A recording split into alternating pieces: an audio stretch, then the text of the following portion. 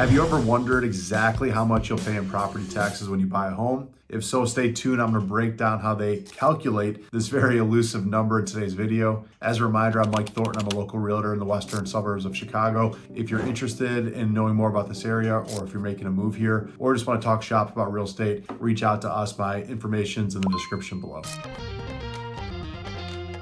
So let's jump in. So the first number you'll need to know is the assessed value of your home. That is a percentage of the market value that is a key component of how your property taxes are calculated. Here in our market, the assessed value should be roughly 1/3 of your market value. So for easy numbers, let's say you're buying a home for $300,000, your assessed value should be roughly 1/3 of that, or about $100,000. Step 2 is to know exactly what your tax rate is for that given area. Each area has a different tax rate. Even some towns have different tax rates depending on exactly where you are in that town. And that could depend on, local services, schools, all that kind of stuff that plays into your tax rate. Now, the third step is a little bit of quick math where you multiply the assessed value times your tax rate. So in the example that we just spoke to, you have $100,000 assessed value. Let's say your tax rate is 7.5%. You multiply it, you'd expect your taxes to be $7,500 a year. But wait, you're not done yet. There are exemptions you could qualify for. There's a homestead exemption, for example. There's a senior exemption. There's many others as well. So if this is your primary residence, in most areas that I'm aware of, you could qualify for that homestead exemption, whereas your tax bill could come down by a certain percentage because it's your primary residence. Again, senior exemption,